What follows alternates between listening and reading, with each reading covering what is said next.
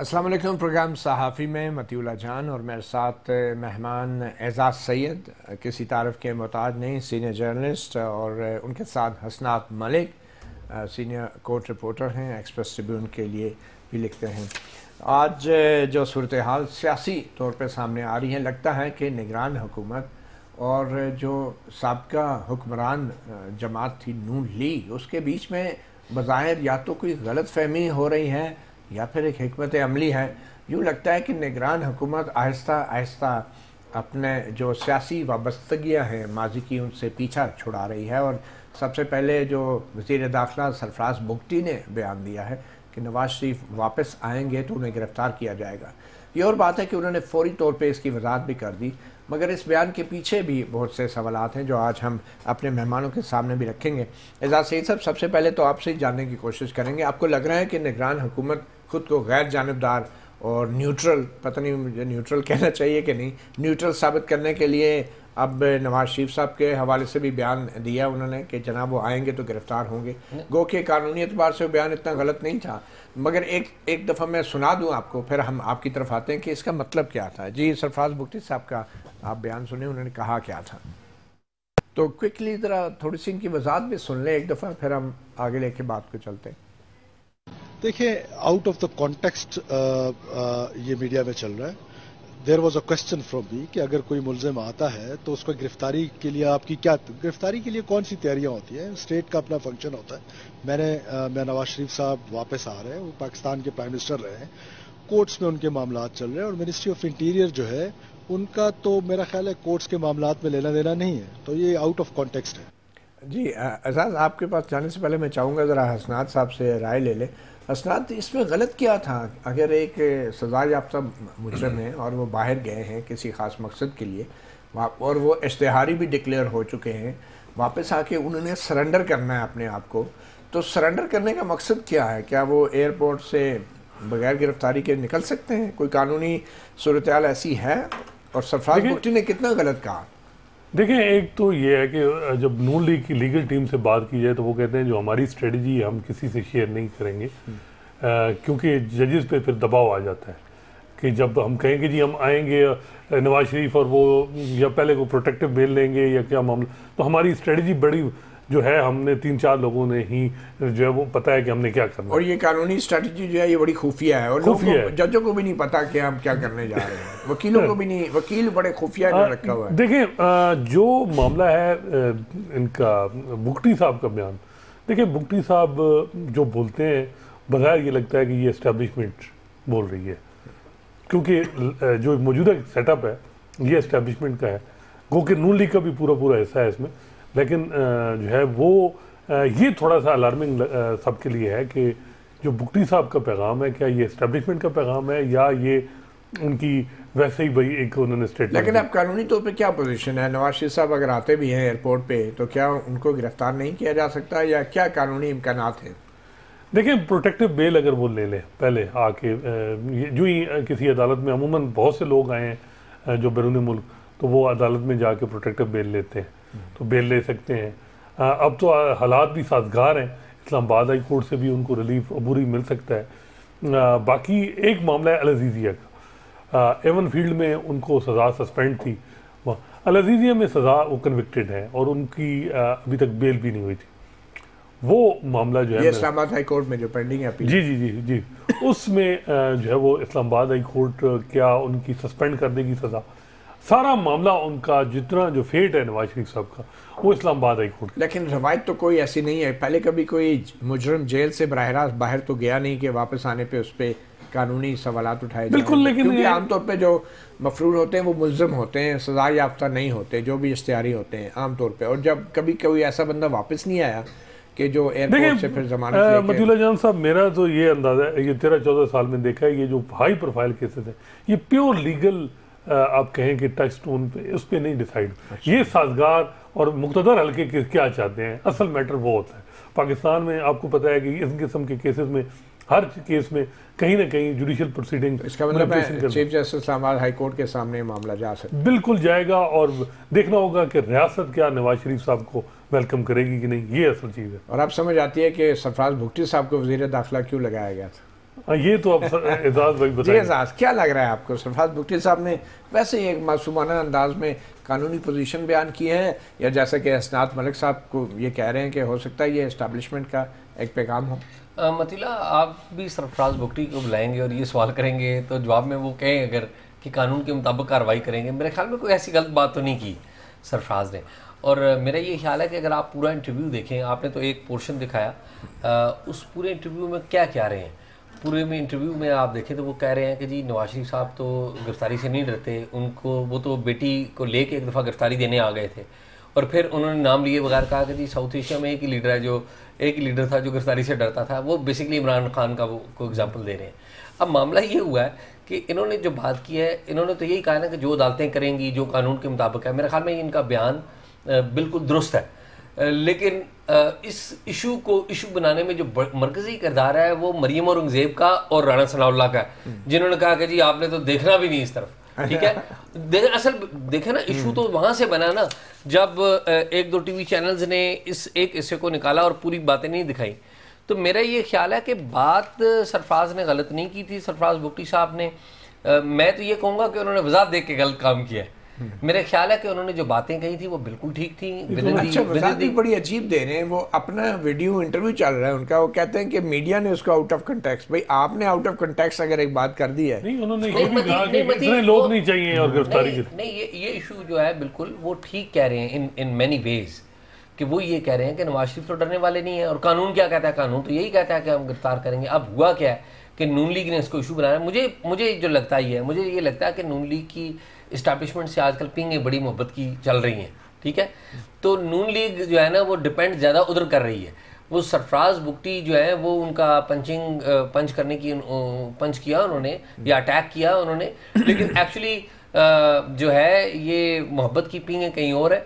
और मुमकिन है, आई डोंट नो कि मगर देखें ये बहुत बड़ा एक नून लीग के लिए मसला हो जाएगा अगर कोई ये समझता है या अगर ऐसे होता है कि नवाज शरीफ को एयरपोर्ट पर गिरफ्तार किया जाए, क्योंकि नवाज शरीफ साहब तो एक बहुत बड़े लीडर के तौर पे वतन वापस आ रहे हैं और वो ये समझ रहे हैं कि शायद जैसा बेनज़ीर भुट्टो जो है वो 86 में वापस आई थी, 1986 में, 86 में, तो वो बहुत हजूम ने उनका इस्तकबाल किया था। नवाज शरीफ साहब भी शायद ऐसा ही इस्तकबाल सोच रहे हैं।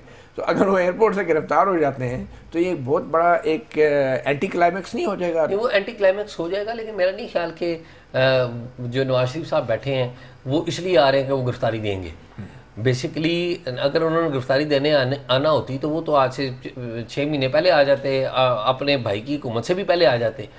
नवाज शरीफ साहब की ना आने की वजह क्या थी कि उनको इस बात की तस्दीक चाहिए थी कि वो जेल में नहीं जाना चाहते। आप देखें ना, उन्होंने जो बयानिया भी दिया है, बयानिया उन्होंने कहा कि जी जनरल बाजवा, फैज़, साकिब निसार, खोसा, वो बयानिया।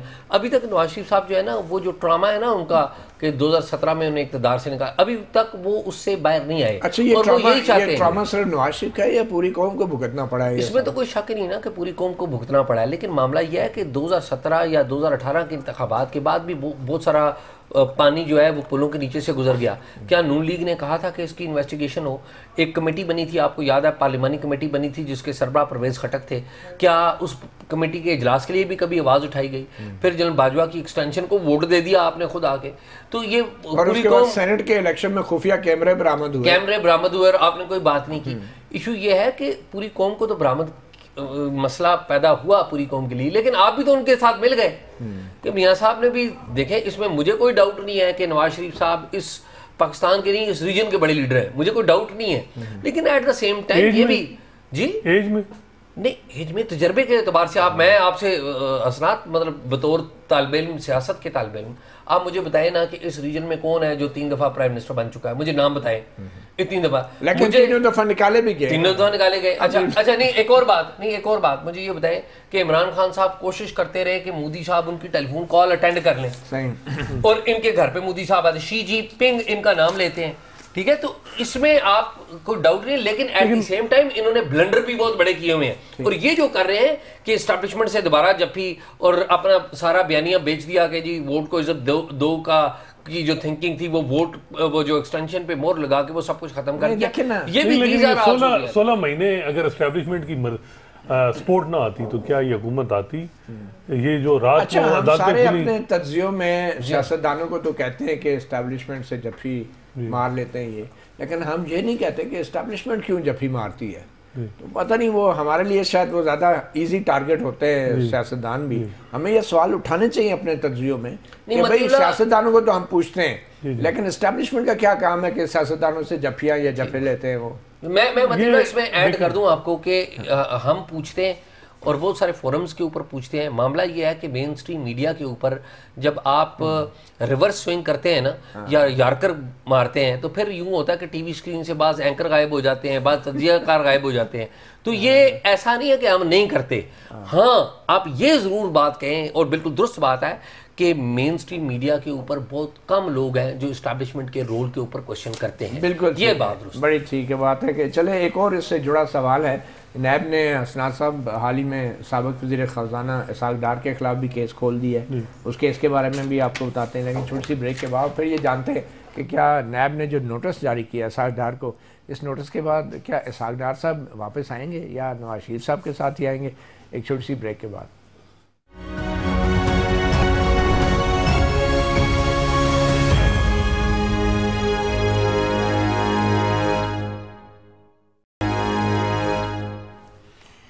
Welcome back. नैब ने सुप्रीम कोर्ट के नैब तरामीम के को कलअदम करार देने के फैसले के बाद बहुत से मुकदमा दोबारा खोल दिए। उनमें से एक मुकदमा साबिक़ वज़ीर ख़ज़ाना इसाक डार के ख़िलाफ़ भी था, और ये वो मुकदमा था जिसमें एहतसाब अदालत इसाक डार की 3 दरख्वास्तों पर फ़ैसला महफूज कर चुकी थी या फ़ैसला सुनाने वाली थी।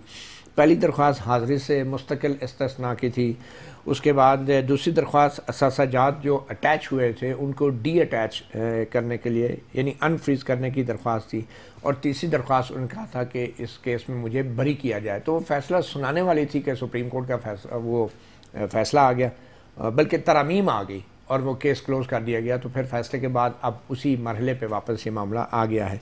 अदालत ने इसाक डार को मज़कूरा केस में ट्रायल में पेश होने से नाकामी पर 11 दिसंबर 2017 को मफरूज़ करार दिया था। गुज़श्ता साल इसाक डार ने ख़ुद को अदालत के सामने सरेंडर किया। ज़मानत मंजूर होने के बाद इसाक डार एक बार फिर वज़ीर ख़ज़ाना बन गए थे। तो हसनात साहब, क्या लग रहा है आपको, ये एक फॉर्मेलिटी है कि इसाक डार साहब ने वापस आना है और फिर अल्टीमेटली एहतसाब अदालत ने उन 3 दरख्वास्तों पर फैसला सुना? देखिए, इस वक्त हालात तो साजगार हैं नून लीग के और डार साहब के। कोई ऐसा मसला नहीं है। पीपल्स पार्टी के लिए कुछ मुश्किलात हैं। असल तो ये सारा कुछ उमर अता बंदियाल साहब अपने फैसले से करके गए हैं, और उनको जो कुछ इन्होंने बुरा भला कहा पीडीएम गवर्नमेंट ने, उन्होंने इंतकाम में ये फैसला जो दिया, शॉर्ट एंड स्वीट, और वो उसका ये हुआ कि वो सारे केसेस जो उनके खुल गए। और मज़े की बात है, आज भी बात हुई है, हुकूमत को अभी ने अटारनी जनरल ऑफिस या मखदूम अली खान जो वकील थे हुकूमत के, उनको इंस्ट्रक्शन नहीं दी है कि नैब ला का जो ये फैसला है इसको चैलेंज किया जाए। गालिबन होगा, दिलचस्प बात है, यानी वो चैलेंज होगा।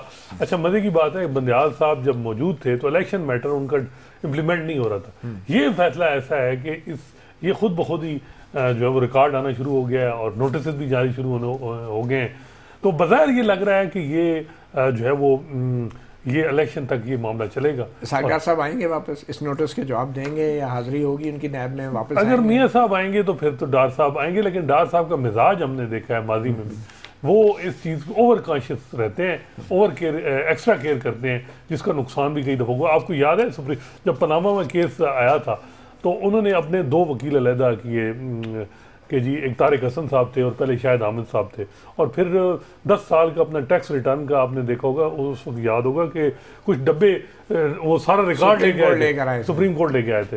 तो वो मुझे लग रहा है कि वो बहुत इसमें मामले में सीरियस होंगे और ओवर थिंकिंग करेंगे। बेहतर है ओवर थिंकिंग ना करें। और इसाक डार साहब को 10 अक्टूबर को तलब किया है और वज़ीर आज़म जो साबिक़ वज़ीर आज़म नवाज शरीफ हैं वो 21 अक्टूबर को वापसी कर रहे हैं। तो क्या इसाक डार साहब पहले आ जाएंगे 10 अक्टूबर? देखें, अगर ये मामलात, वही मैं बता रहा हूँ कि अगर इस वक्त नून लीग के एस्टेब्लिशमेंट से मामलात ठीक हैं तो फिर तो डार साहब आएंगे।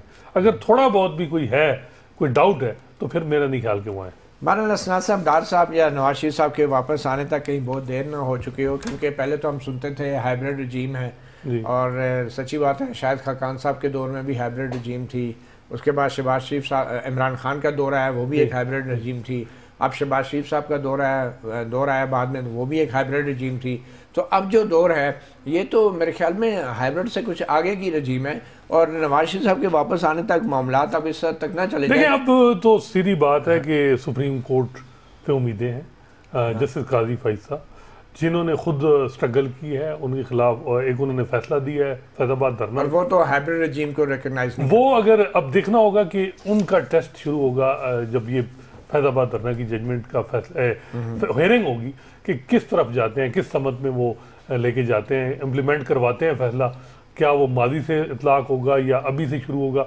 तो अब सारी उम्मीदें जो हैं वो जस्टिस काजी फैसला पे हैं। और ये फैजाबाद धरना का जो केस है, जो नज़रसानी का, इस केस पे डिपेंड करता है कि ये जो हाइब्रिड रजीम की जो बातें होती रही हैं माजी में और फार्मूला है, ये इसका मुस्तकबिल क्या है। बिल्कुल, लेकिन ये अभी आपने नोट किया होगा कि रिव्यू फिक्स हुई है, तो अनलाइक वो माजी की सूरत हाल रिव्यू विड्रा हो रहे हैं। इंटेलिजेंस ब्यूरो आईबी ने विड्रा किया, जो सिविलियन खुफिया इदारे हैं, जो है वो अटॉर्नी जनरल ऑफिस से बात हो रही थी, तो वो अभी उन्होंने इंस्ट्रक्शन लेनी है, मे बी डिफेंस मिनिस्ट्री भी विड्रा कर ले, और या मे बी वो इस हवाले से उस तरह प्रेस ना करे।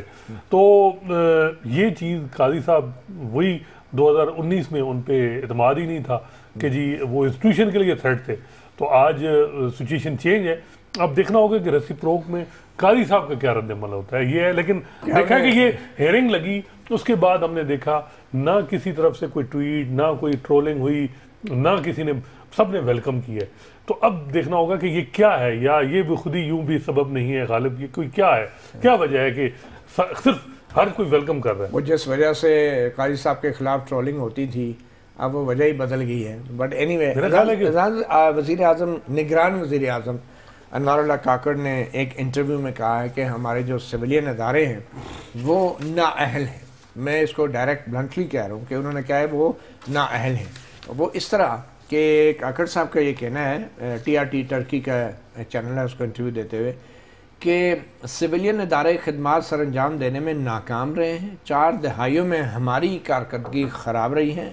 अब ये निगरान वज़ीर आज़म 4 दहाइयों के हुकूमतों की नुमाइंदगी कर रहे हैं, चाहे वो तालीमी निज़ाम है, सेहत का मामला है, डिज़ास्टर मैनेजमेंट। अब डिज़ास्टर मैनेजमेंट तो वैसे भी सिविलियन इदारों का था ही नहीं, फिर भी, या टैक्स रेवेन्यू का, हुक्मरानों की नाकस जो कारकर्दगी रही है, चैलेंजेस होते हैं। फ़ौज वाहिद अदारा है जिसके पास तंजीमी सलाहियत होती है।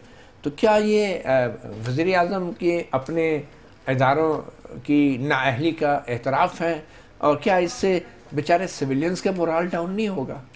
मती मेरे ख्याल में प्राइम मिनिस्टर को ये बयान नहीं देना चाहिए था, और ना ही उनकी डोमेन में ये बयान इस तरह का देना बनता है। लेकिन अगर आप इसकी डाउन साइड देखें तो क्या प्राइम मिनिस्टर ये कह सकते थे कि मुल्क में एक ही इदारा है जिसने तमाम इदारों का काम ले लिया है, या वो एक इदारा है जो अपने डोमेन से निकल के बाकी इदारों के ऊपर, तो वो मेरे ख्याल में ये नहीं कह सकते या नहीं, हम तो कह सकते हैं। नहीं, हम तो कह रहे हैं ना। अच्छा। मैं इशू ये है कि अगर प्राइम मिनिस्टर की मैं बात कर रहा हूँ कि एज ए प्राइम मिनिस्टर के आज आप प्राइम मिनिस्टर हैं मतीउल्लाह जान, और उससे मैं ये सवाल करूं, और आप जिस तरह से प्राइम मिनिस्टर बने हैं या जिस तरह से हमारी रिवायत रही है प्राइम मिनिस्टर बनने की, तो उसमें आप क्या एक्सपेक्ट करते हैं कि वो किसको नुक्ते इल्जाम लगा? नहीं, लेकिन आप समझते हैं कि यह एतराफ़ नाकामी है एक सियासतदान की। वो एक पार्टी का लीडर रहा है, और बलूचिस्तान अवामी पार्टी जो थी, सियासी अपने आप को सियासतदान कहता है, और वो वज़ीर आज़म बन के ये बात कर रहा है कि हमारे सिविलियन इदारे नाकाम हैं, तो कल तो फिर आपने इनको भी रिजाइन करके घर चले जाना चाहिए। अगर वज़ीर आज़म ये बयान मेरा ये ख्याल है कि किसी भी सियासतदान को इस तरह का बयान नहीं देना चाहिए। ये बयान ये प्राइम मिनिस्टर साहब ना देते तो ज़्यादा। और फिर वो जवाब दे रहे हैं कि हमें फिर फौज से मदद लेनी पड़ती है क्योंकि वो एक मुनज़्ज़म इदारा है। अब ये जवाब दे रहे हैं, आप इसको कैसे देख रहे हैं? और आप समझते हैं कि ये चीज़ें मैटर करती हैं, ख़ास तौर पे जब सुप्रीम कोर्ट में फैज़ाबाद धरना जैसे केसेस आएंगे तो उनके साथ ये चीज़ें उस बात की तस्दीक करती हैं कि सिविलियन अदारे तो धरने को कंट्रोल ही नहीं कर रहे थे, रेगुलेट ही नहीं कर रहे थे। देखें, बहुत सी खामियां हैं सिविलियन इदारों में, इसमें कोई शक नहीं है कि वहाँ जब उनको मौका मिला तो लोकल गवर्नमेंट सिस्टम को मजबूत नहीं किया गया, सियासी जमातों में अंदर जमहूरियत नहीं है, लेकिन ये एवोल्यूशनरी प्रोसेस है, चलता रहेगा। लेकिन जो इस्टेब्लिशमेंट का रोल है वो तो ओपन सीक्रेट है, उस पर भी मेरा ख्याल है कि ज़्यादातर टाइम जो इस टाइम पे है कि वो अब तो ड्राइविंग सीट पे भी है। और माजी में भी हमने देखा कि जब इमरान खान साहब के दौर भी था तो जो चाह रही थी इस्टेब्लिशमेंट वही हो रहा था। तो मेरा ख्याल है कि सिर्फ सियासतदानों को ओवरऑल आप कह सकते हैं कि मेन तो जिम्मेदारी उन पे है कि क्योंकि उन्होंने जो है वो जो फॉरेन पॉलिसी की समझ है वो तो हमारी इस्टेब्लिशमेंट देती है और उसका बड़ा रोल होता है हमारे इस मामले में। तो अब कहा जाए कि जी क्या हाथ में क्या है, सिर्फ ठेके देना सड़कों के, इसके अलावा सियासतदानों के हाथ में है क्या? बट एनीवे ये जो वज़ीर आज़म का बयान है, अगर इसको इंटेलिजेंस ब्यूरो क्या जो एक नज़रसानी दरख्वास्त थी, वो भी इंटेलिजेंस ब्यूरो भी एक सिविलियन खुफिया अदारा है ना, अब वो दरख्वास्त वापस ले रहे हैं, तो क्या ये तस्दीक नहीं है फैज़ाबाद धरना केस के फैसले की कि जो मुतलका इदारे थे उन्होंने अपना काम सही नहीं किया, बल्कि जिनका काम नहीं था उन्होंने बढ़ चढ़ के वो काम किया जो उन्हें नहीं करना चाहिए था? देखिए मेरा ख्याल है कि काकड़ साहब वज़ीर-ए-आज़म ने तो वो फैज़ाबाद धरना जजमेंट में भी पढ़ा भी नहीं हो और IB के इंस्ट्रक्शन में भी उन्होंने दी होगी, ज़ाहिर बात है वो हेड है, लेकिन असल मामला ये है कि जो जुडिशरी इस्टेब्लिशमेंट को अगर थोड़ा बहुत कहीं से इनसिक्योर फील होता है तो वो जुडिशरी से होता है। वो उनके पास भी बड़ी पावर है कि किसी वकील को शाम को कहा जाए 184(3) की पिटीशन कर दें और एक आर्डर कर दें, जिस तरह आसिफ सईद खोसा साहब ने एडवेंचर किया और आर्मी चीफ बाजवा साहब खुद गए और वो फ़रोग नसीम को तैयारी करवाते रहे कि जी ये आर्मी रूल्स हैं, ये आपने बताना है, ये बताना है, तो ट्रेलर दिया गया। तो मेरा ख्याल है कि कभी भी पावरफुल चीफ जस्टिस जो है वो हमेशा जो है इसका ख्याल रखा जाता है कि उसके साथ इतनी ज़्यादा डायरेक्ट कन्फ्रंटेशन ना हो। बहरहाल एक सवाल और भी उठता है कि फैज़ाबाद धरने के बाद जो फैसला आया था सुप्रीम कोर्ट का, उसके 4 साल हो गए, तो उस पर अमल कितना हुआ है, इस पर बात करेंगे एजाज सैयद से भी एक छोटी सी ब्रेक के बाद।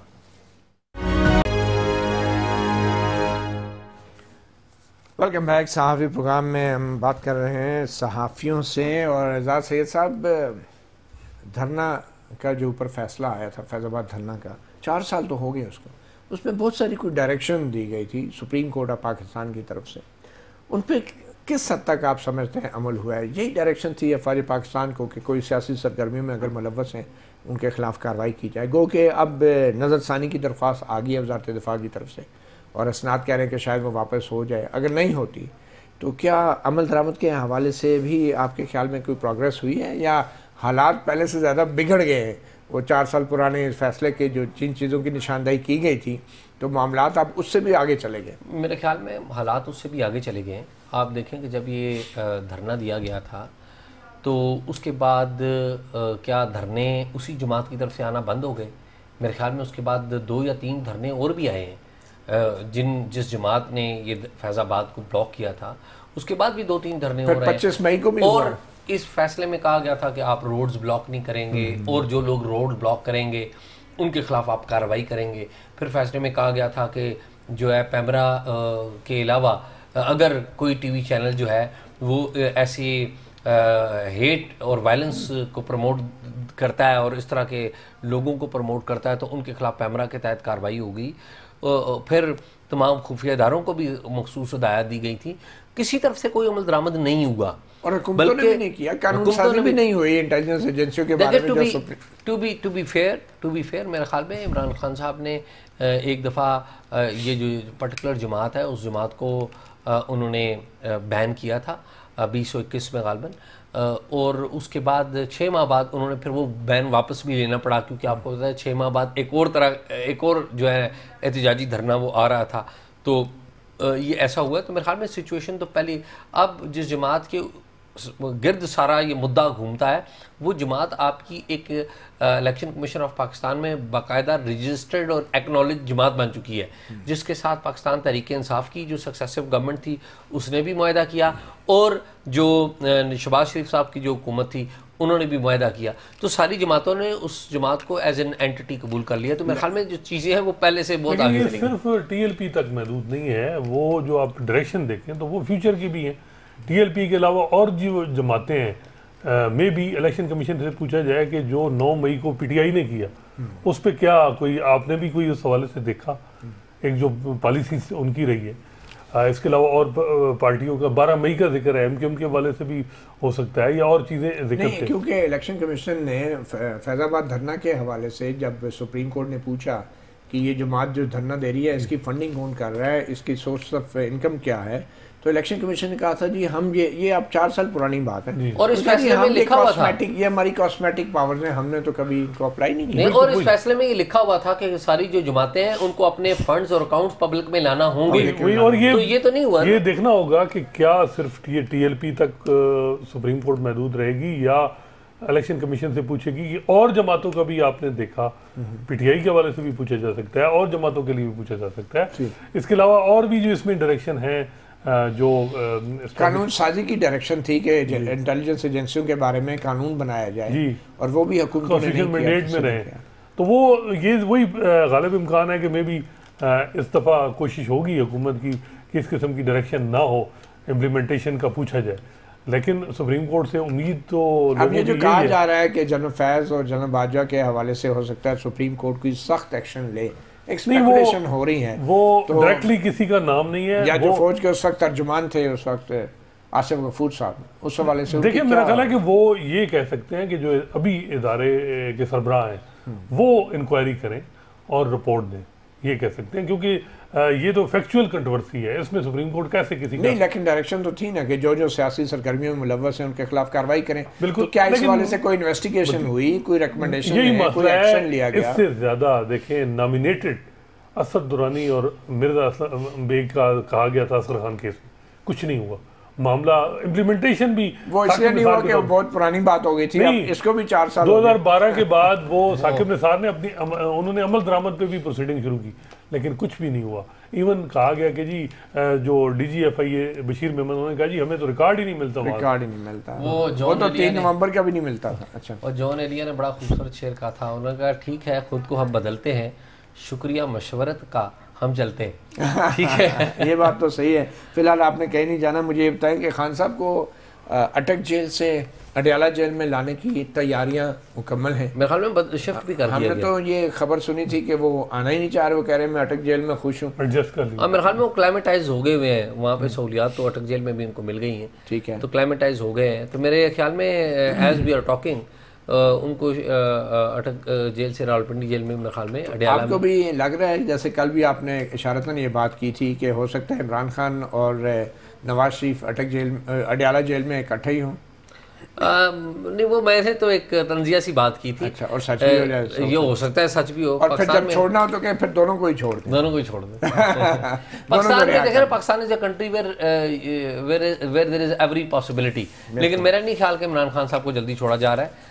मेरा ये ख्याल है कि इमरान खान साहब अभी कुछ अर्सा जेल में रहेंगे, कम अज़ कम इलेक्शन से पहले वो बाहर, मुझे नहीं लगता कि वो। अच्छा, वज़ीर इत्तलात मुर्तज़ा सोलंकी साहब ने एक बहुत बड़ी एक वज़ाहत जारी की है। उन्होंने कहा कि जो तहरीक इंसाफ है वो इलेक्शन की दौड़ में शामिल है, उन्होंने सिर्फ पार्टी का नाम लिया है, और ऑब्वियसली इमरान खान का किसी तो नैल हो चुके हैं वैसे ही जो केस है, जो सस्पेंड हुई है उनके तोशाखाना, लेकिन कन्विक्शन डिस्क्वालिफिकेशन तो नहीं खत्म हुई ना, वो तो जब तक एक्विटल नहीं होगी, उनकी सेटिस्फाइड नहीं होगा जज, वो तो मौजूद रहेगी। तो इसके अलावा साइफर का मे बी ट्रायल वहाँ, आज साइफर का भी अटक में हो गया आज। अब देखें, अब जो अडयाला में दोनों अक्यूज होंगे, मे बी अदालत भी वहीं शिफ्ट हो जाए और एक्सपीडाइट हो जाए, क्योंकि शाह मोहम्मद कुरैशी साहब आते थे कचहरी में और अदालत जाती थी फिर अटक जेल में, तो ये भी एक मसला था कि ताकि दोनों को इकट्ठा करके जल्दी जल्दी ट्रायल कंक्लूड करें। और शाह महमूद कुरैशी और इमरान खान साहब जब इकट्ठे होंगे तो ऑब्वियसली उसमें कोई ना कोई डिस्कशन होगी, तो हो सकता है खान साहब के रवैये में थोड़ी लचक पैदा हो। शाह महमूद कुरैशी साहब जो हैं कुछ तजावीज़ लें, उनको पहले भी वो कहते रहे मैं तजावीज़ लेके जा रहा हूँ। मतलब मेरे ख्याल में जो अडयाला जेल है वो, उसके बारे में मैं पहले भी बात हुई, मेरे ख्याल में अडयाला जेलों की मैरियट टोटल है, और अगर आप इसमें सहूलियात के अतबार से बात करते हैं कैदियों के लिए और बिलखसूस फार्मर प्राइम मिनिस्टर्स के लिए, तो ये फार्मर प्राइम मिनिस्टर्स का एक मरकज़ रहा है। आप देख लें सारे प्राइम मिनिस्टर्स कमोबेश वो सारे यहाँ पे रहे हैं। भुट्टो साहब के अलावा भुट्टो साहब के दौर में दूसरी जेल थी, लेकिन वो पिंडी ही करार देता, और प्राइम मिनिस्टर बनने से पहले भी और बाद में भी। ठीक है, ये आसफ जरदारी प्राइम मिनिस्टर तो नहीं रहे ना अभी, लेकिन मैं अर्ज ये कर रहा हूँ कि उससे बाद भी, उससे पहले भी बेनज़ीर भुट्टो साहबा वहाँ पे रही हैं, नवाज शरीफ वहाँ पर रहे हैं, उसके अलावा यूसुफ रज़ा गिलानी वहाँ पे रहे हैं, शायद खाकान अब्बासी वहाँ पर रहे हैं, राजा परवेज़ अशरफ वहाँ पर रहे हैं, तो कमोबेश सारे। ये बड़ी मशहूर यूनिवर्सिटी है हमारी पॉलिटिक्स की और नेशनल पॉलिटिक्स की। इसमें जो यहाँ से निकलता है वो एक डिप्लोमा या डिग्री लेके निकलता है, और उस पर उसको नौकरी भी फिर मिल जाती है। मगर अब सवाल ये पैदा हो रहा है कि क्या इमरान खान और नवाज शरीफ दोनों इलेक्शन लड़ रहे हैं या दोनों ही नहीं लड़ेंगे? मेरे ख्याल में बहुत बड़ा सवाल है। मेरा ये ख्याल है कि there is always a slip between the cup and the lip. Nawaz Sharif साहब इस उम्मीद से आ रहे हैं कि इलेक्शन लड़ेंगे। मुझे नहीं पता कि वो इलेक्शन लड़ेंगे या नहीं लड़ेंगे, लेकिन इमरान खान साहब का मुझे पता है कि वो तो इलेक्शन उनको नहीं लड़ने दिया जाएगा, वो किसी सूरत में इलेक्शन में नहीं होंगे। नवाज शरीफ साहब का मेरे ख्याल में उनको उम्मीद यही है कि उनको क्लीन चिट मिल जाएगी और वो अगले इलेक्शन। मेरा ख्याल है कि नवाज शरीफ को अगर इतना बड़ा रिलीफ मिला तो फिर अदालतों पे दबाव आएगा कि इमरान खान को भी दिया जाए। जिस तरह बेनज़ीर को मुशर्रफ साहब उनकी डील हुई, फिर नवाज शरीफ भी आ गए। तो ज़्यादा कोशिश होगी कंपेन वो करें और जो है वो जल्द से करें और इलेक्शन ना लड़ें। एस्टेब्लिशमेंट में भी यही चाहेगी। देखना होगा कि अब नवाज शरीफ खुद क्या चाहते हैं। फिर बहुत से तजज़िया निगार कहते हैं कि इस वक्त तो वो लाहौर में भी जो हालात हैं इस वक्त, वो इलेक्शन उनके लिए मुश्किल हो जाए। देखना होगा नून लीग बड़ी पुरानी, उनका पंजाब में एक है असर रसूख, कैसे वो इस चीज़ को डील करते हैं। तो क्या ये तहरीक इंसाफ के लिए एक बहुत बड़ा NRO होगा? मेरा ख्याल है कि अगर नवाज शरीफ को जितना रिलीफ मिलेगा टेक्निकली ये PTI के लिए उतना और इमरान खान के लिए फ़ायदेमंद है जितना वो। और आपने देखो कि 62 पे लेजिस्लेशन हुई जो उनकी नैली 5 साल कर दी। ये वैध कानून है, PTI ने चैलेंज नहीं किया सुप्रीम कोर्ट में, और यही उन्हें अंदाजा है कि ये बाद में हमें भी फ़ायदा देगा। चलो जी, हम तो इंतज़ार ही करते हैं और अब देखना ये है कि 21 अक्टूबर को नवाज शरीफ साहब पाकिस्तान तशरीफ़ लाते हैं या नहीं, उनका इस्तकबाल कैसे होता है, क्या उनका इस्तकबाल नैब की टीम करेगी या पाकिस्तान के अवाम। सहाफ़ी प्रोग्राम से इतना ही, इजाज़त दीजिए, अल्लाह हाफ़िज़।